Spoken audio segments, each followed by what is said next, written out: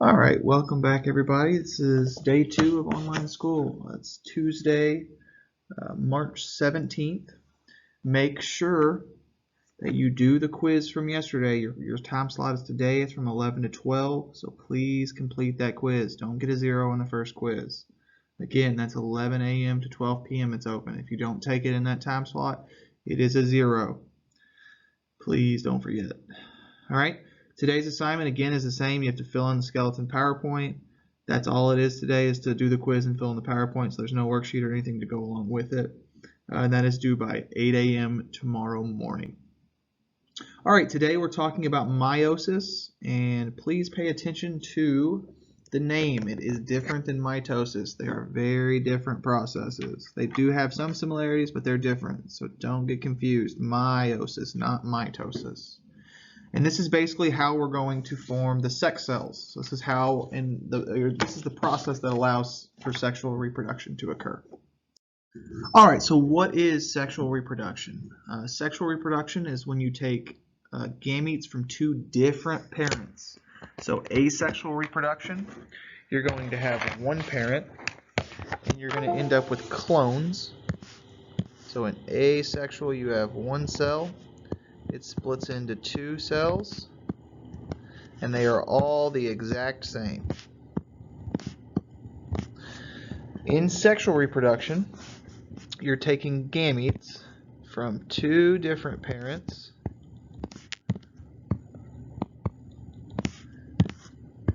and you're going to get an offspring that is a combination of both parents. That is the significance of sexual reproduction. It is important. It is what allows for genetic differences amongst individuals. It's why no two humans look the exact same. So it's a mixing of chromosomes from two individuals. And it's going to increase something called genetic diversity, which is how different the genes from organism to organism are. And we haven't gotten to evolution yet, but when we do, it's going to make more sense. But the important thing is genetic diversity needs to be high. We want high genetic diversity in a population. Okay, it's what allows species to survive.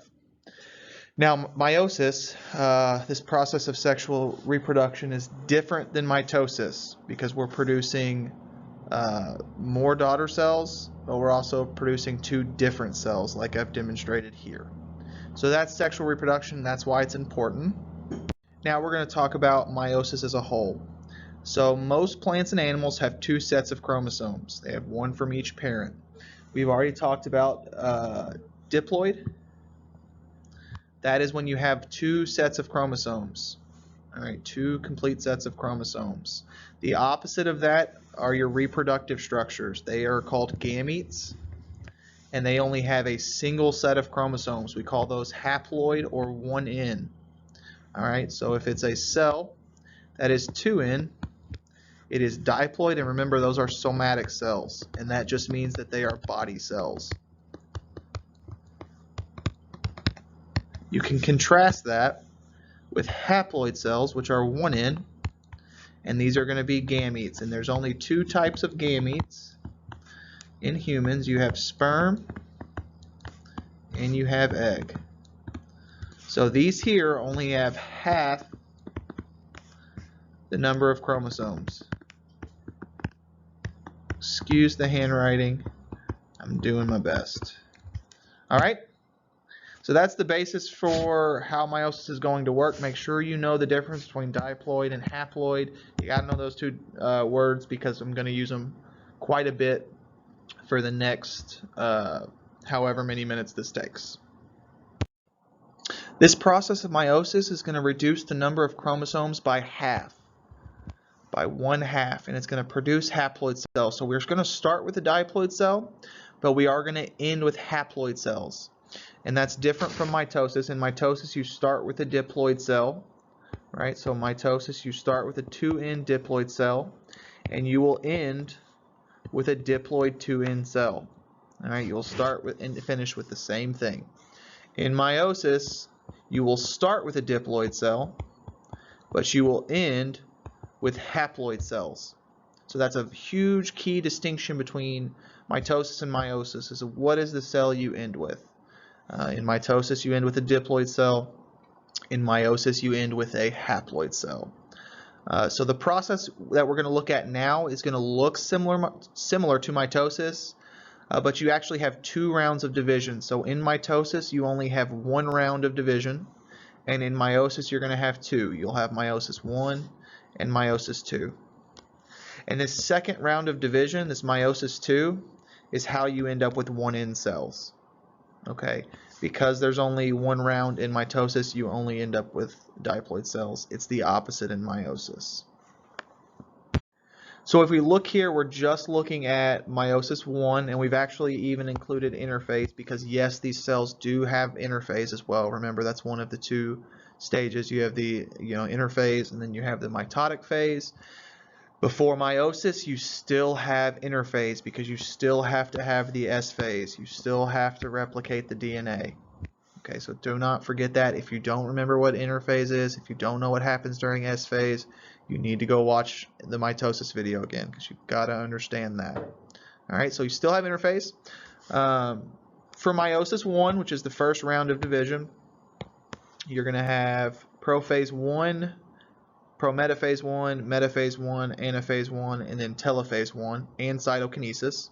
I'm not going to make you know prometaphase again, so just know prophase 1, metaphase 1, anaphase 1, telophase 1. And the number after this, where it says the 1, is important, okay, because remember, there are 2 of them and different things happen. So metaphase 1 is going to be different from metaphase 2. So make sure you take note of the number that occurs after the word. So let's jump into meiosis 1, excuse me.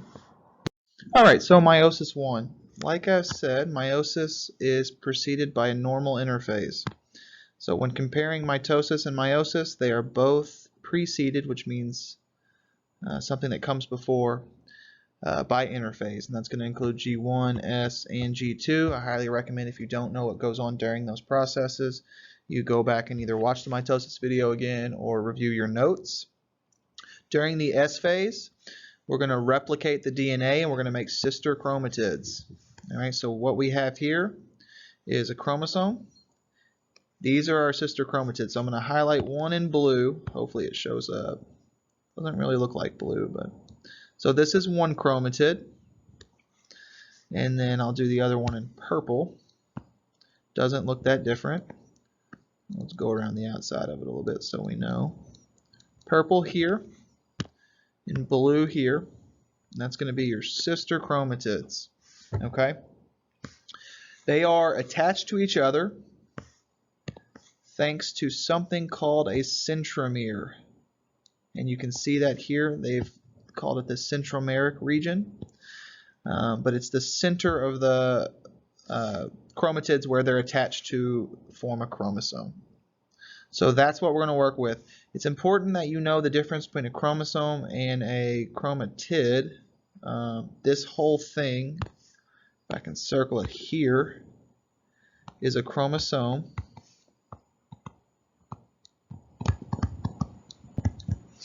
And then each one of these strands that I highlighted in either blue or purple are a chromatid. And they're called sister chromatids because they're the same size, so they're going to line up. If you think back to a karyotype, you had chromosomes that lined up because of similar sizes. That's why they're called sister chromatids, because they line up based on size. So you'll have different size chromosomes. Okay, let's jump into prophase 1. All right, during prophase 1, homologous chromosomes pair. So homologous chromosomes are chromosomes that are the same size and they carry the same genes. We've talked about homologous chromosomes before. Think back to when we talked about females. They have 2 X chromosomes. Those are homologous because they're the same. In males, you have an XY. Those are heterologous, so you've got different types of chromosomes. Here we're dealing with homologous chromosomes. They're going to pair up and form something called a synaptonemal complex. What a word, very long. It just means the 2 homologous chromosomes are over top of one another. Okay, they're held together in what's called a synapsis, and that just means that here in the centromeric region, as well as down the sister chromatid, they are held together, and that's a synapsis. This is where something super important can occur, and I promise you on the test when you get back, one of the questions will be, during which phase does crossing over occur? Crossing over occurs in prophase 1. All right, prophase 1. But what is crossing over? It's a great question. Crossing over is when two homologous chromosomes that have lined up are going to actually exchange DNA. So if we take a look here, we've got homologous chromosomes that have aligned, so we know they're the same size, same length. They're going to actually cross over segments of DNA. And what you get are chromosomes that now have different genes on them. So before, where we had all capitals on our blue and all lowercase on our red, crossing over occurs, and now we have a lowercase on our blue chromosome and a capital letter on our red chromosome. And this is just going to increase genetic diversity, okay? Which again is super important, and it's why you don't get all of your genes from your mom's side or all of your genes from your dad's side. Even as far as your grandparents go, you get genes from different grandparents. And it's because of this crossing over, which occurs during prophase 1. Again, that will for sure be a test question. It will be a question on the final at the end of the year. It occurs during prophase 1. All right? Okay, prometaphase 1. We've already talked about how you don't have to know that. So look at that. We're putting an X through the whole thing. You can do the same. Don't worry about it. We are moving on to metaphase 1. All right, in metaphase 1, homologous pairs of chromosomes are going to line up at the metaphase plate. And these are pairs of chromosomes, not individual chromosomes. So it's important to note that not individual chromosomes lining up. Homologous pairs are.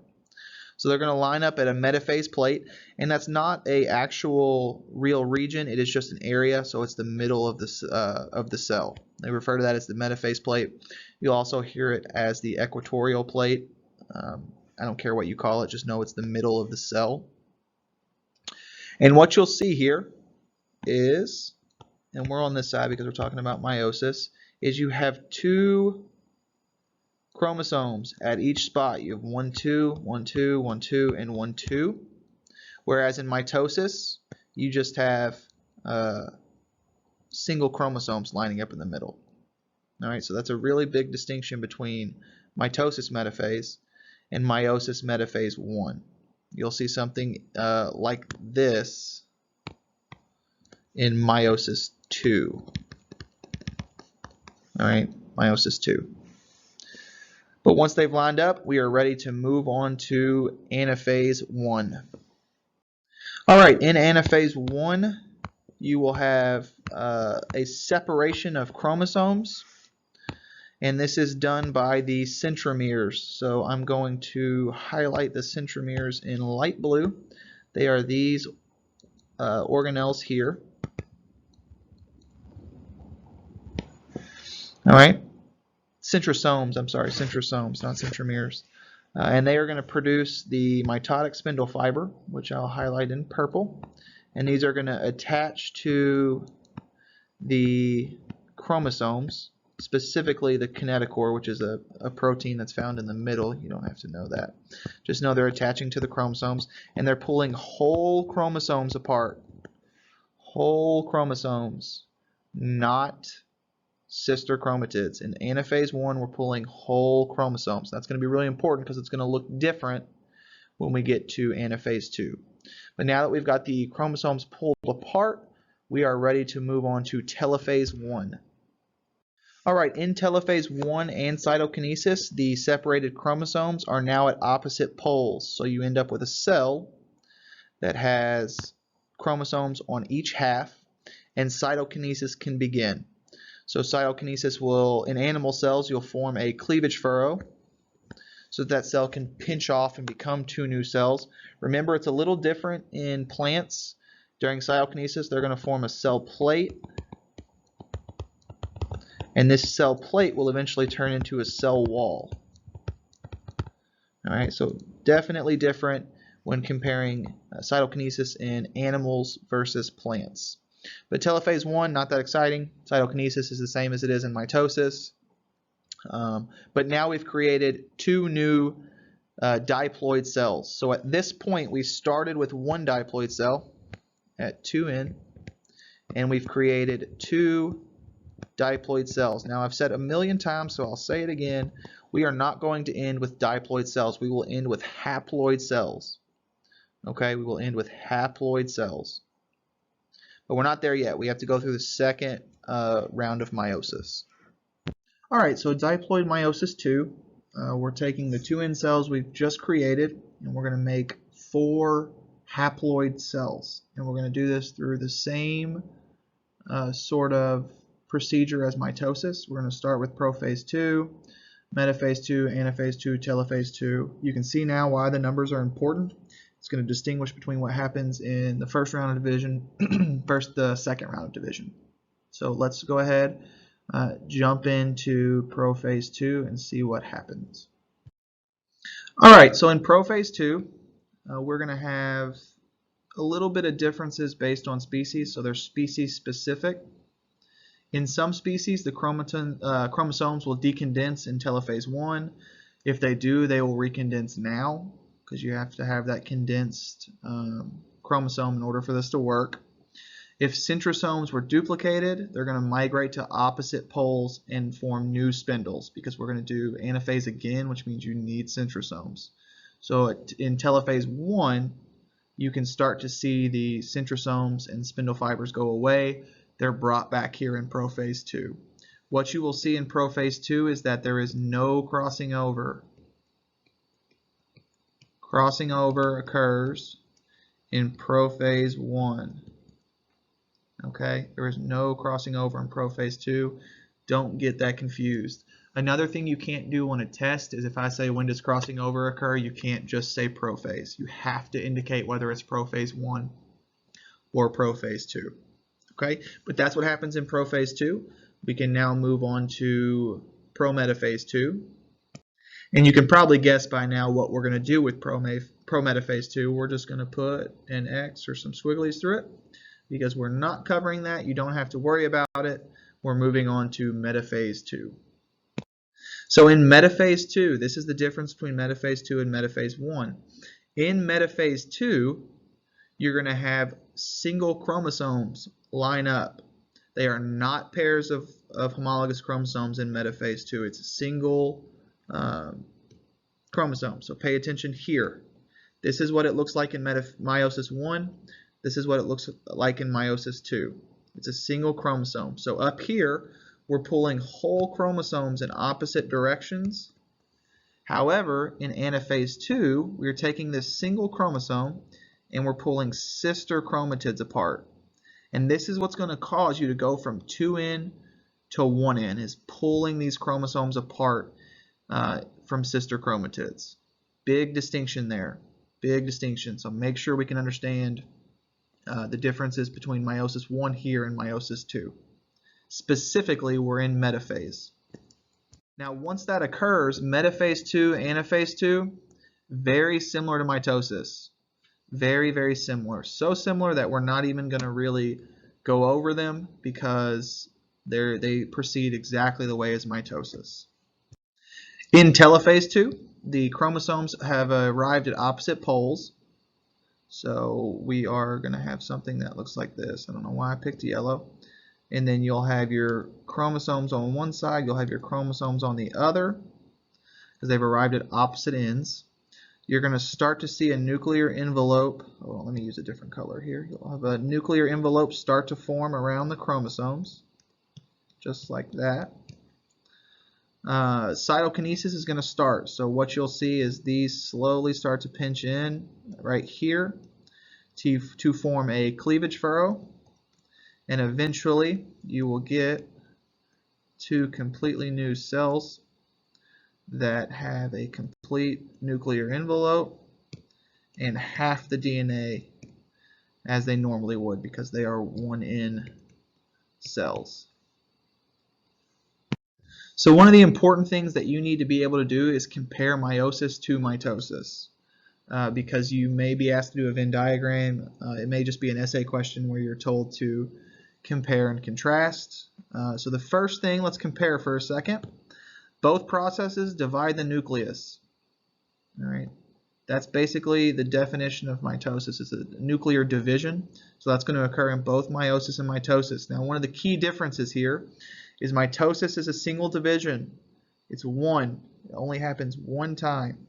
However, in mitosis, we have the 2 rounds of division.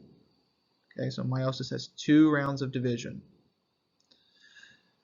In meiosis, you have homologous chromosome pairs that line up and form. They're called tetrads. That's just when homologous pairs line up at the metaphase plate. This only occurs in meiosis, not in mitosis. Okay, not in mitosis. You don't have homologous chromosomes pair. In meiosis, crossing over occurs in prophase 1. All right. This is what's going to create genetic diversity and genetic variation. That's going to be important later on. Mitosis is going to produce twins. Not twins, I'll say clones, right? Clones. So they're exactly the same.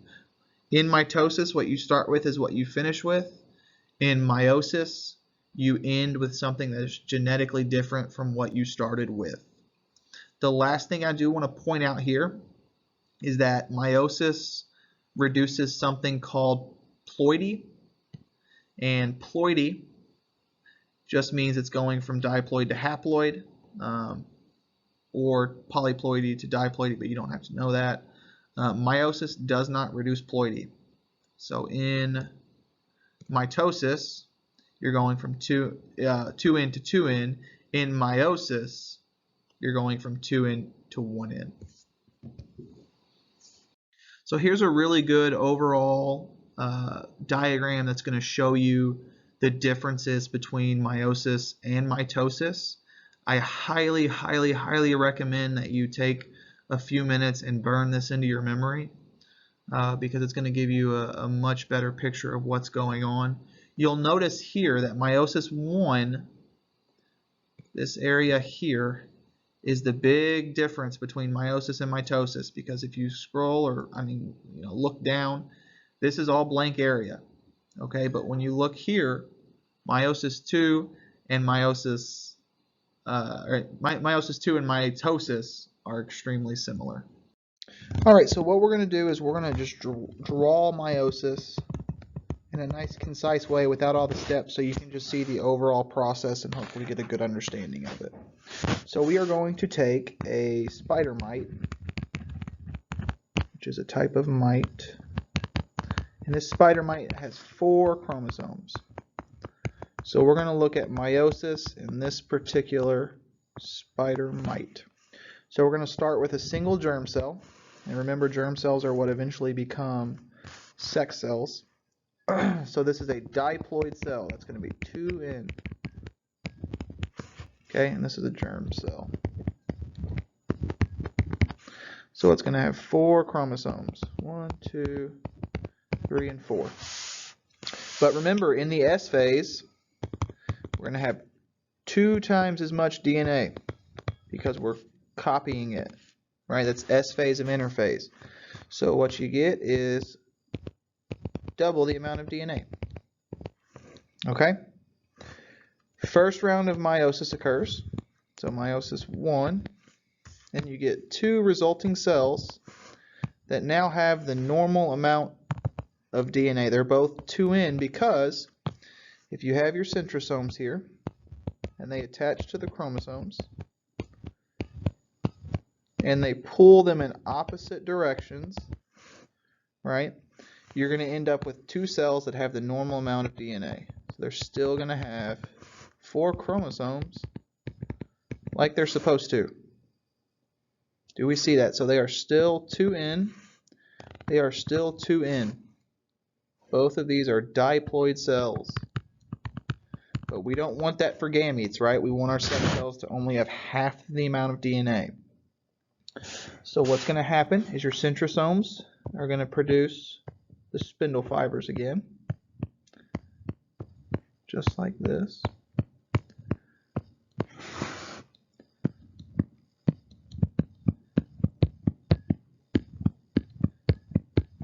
And they're going to pull again in opposite directions. And it's going to split that chromosome into sister chromatids so that your resulting cells are now going to have half of the amount of DNA. And again, this is because of meiosis 2.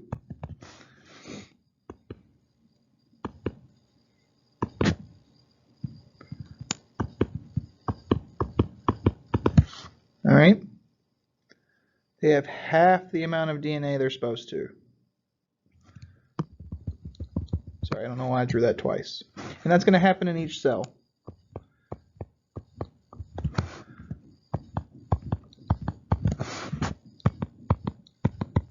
So each one of the new cells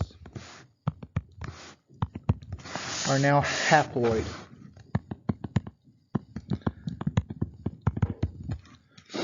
All right, so this could be, each one of these 1N cells could be an individual sperm, could be an individual egg. The important thing is that it is haploid and it has half of the amount of DNA. Because hopefully, unless there's some sort of mutation or error, you will have haploid sperm and a haploid egg. The sperm will fertilize the egg and you will end up with a diploid zygote. And for those of you who don't know, if you don't know, you're going to want to write it down. A zygote is the first cell after fertilization. So when that sperm and that egg meet, they form a zygote. That zygote goes on to form an embryo, and eventually that embryo forms into a baby, and so on and so forth until you're an adult. Okay, so that's meiosis. Make sure you review all of this. Make sure you can draw all of this. Make sure you understand how you go from a diploid germ cell to a haploid gamete. All right, I'll check back with you on Wednesday.